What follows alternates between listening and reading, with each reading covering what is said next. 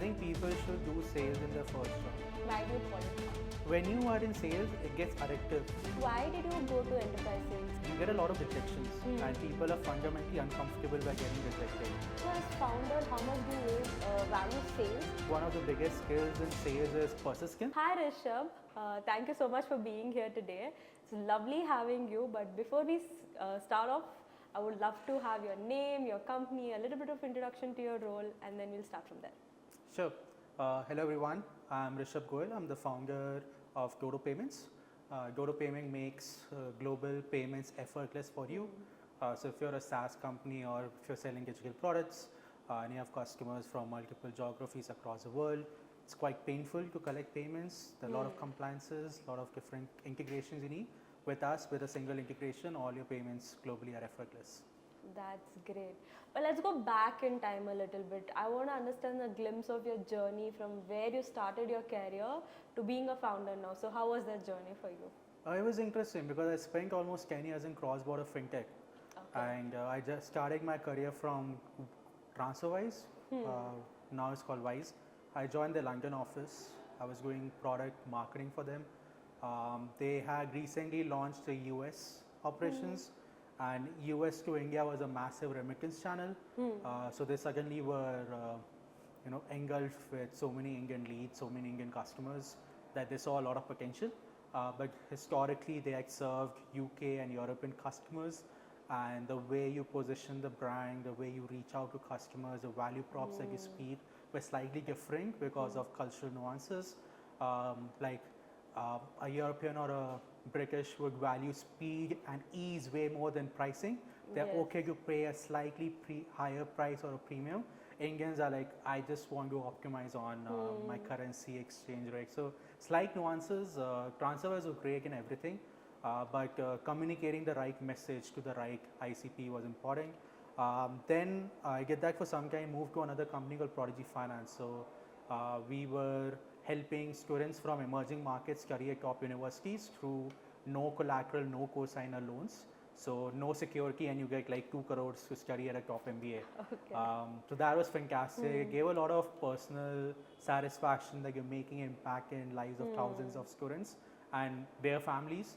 I joined as the first non-Western person, traveled back to India, set up their India presence, India team, Indian market, opened that up, then traveled to other emerging markets like Hong Kong for Greater China, traveled to Brazil for LATAM, a couple of other regions as well, Middle East, South Africa, US, etc., and really helped grow the company in emerging markets. And after that, so that was a lot of fun, but I want to do something of my own.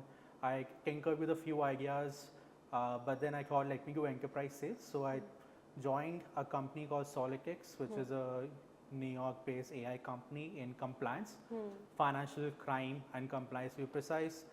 Sold a bunch of products to enterprise banks in the Middle East. And then most recently, I was helping Indian brands and factories sell in the West, US, UK, Europe. So that was a lot of fun, built like in-house BNPL products, payment products. And that's when I realized how challenging even today payments are through payment gateways if you are collecting money internationally. So that's where my light bulb really hit and decided to build Dodo Payments. That's been one exciting journey across various domains and industry. But tell me something, the word fun stuck in my mind when you said you went into enterprise sales and it was very fun for you to build an in-house team. So why did you go to enterprise sales, and what motivated you to go there, and why do you call it fun? I think when you are a salesperson, what's the right way to explain this?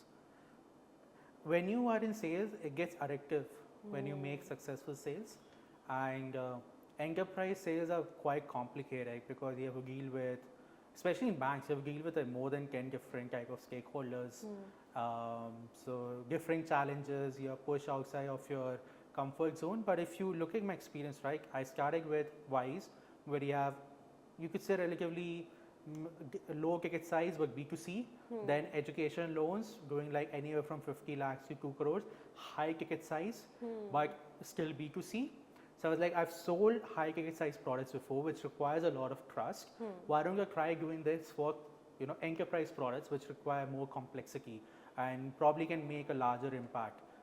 That was the thought process, and I wanted to learn enterprise sales. Yes. Once I spent like 1.5 to 2 years, I was like, okay, I understand this, and let's move on.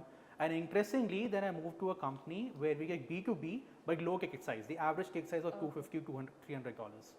That's So I've seen like B2B, small ticket size, large ticket size, B2C also small ticket size, large ticket size. So I have a breadth of experience. for somebody who's coming into the market of sales, right? Enterprise sales, B2B sales. There's such a negative emotion in the market that echoes, right, about sales itself. But you've been in this journey, you have seen all sides of this market. What do you think this negative emotion exists for, and what is your experience spoken to you otherwise? So there are some products which have which don't have repeat value. Okay, and there a lot of mis-selling happens. Okay. And that is why sometimes sales has a bad rep, because people feel that you're just mis-selling something and you're achieving your quotas and commissions, which happens in a lot of industries even today. The second emotion, I feel people kind of look down on sales because you get a lot of rejections and people are fundamentally uncomfortable by getting rejected. I remember when we were doing cross-border B2B e-commerce, like I would call up like 70 people every night in the US, and 66, 67 would just cut the call. It takes a lot of courage to keep going at it.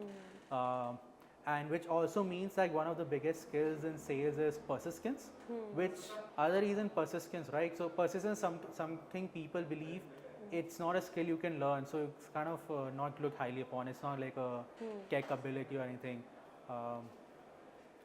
Yeah, so I think these are the two reasons. That's great. So what I'm really curious about, and how we can wrap this up, is also how sales has, fundamentally shaped you as somebody who's a founder, and also as founder, how much do you value sales as a core skill in your team members? I think people should do sales in their first job. Okay. Because of three reasons. First of all, you get over your fear of rejection. You're gonna be rejected all the time, and you realize life is about asymmetric bets. You just need one of that 100 to say yes. You don't need everyone to say yes. So that's one. It just builds character. Second is you understand how to listen to the other person, because you can't sell successfully till you don't understand how your solution or product solves their use case. So that's point number 2. Point number 3 is it teaches persistence, because you have to, especially in like long sales cycles, you have to keep pushing, you have to keep pushing, and believe in yourself that even if it's gonna take 9 months to close the deal, you will be able to go and close the deal. That's great. Thank you so much for sharing such valuable insight with us, and thank you so much for being here. Lovely having you. Thank you. Thank you so much. Yeah. Bye-bye. Bye.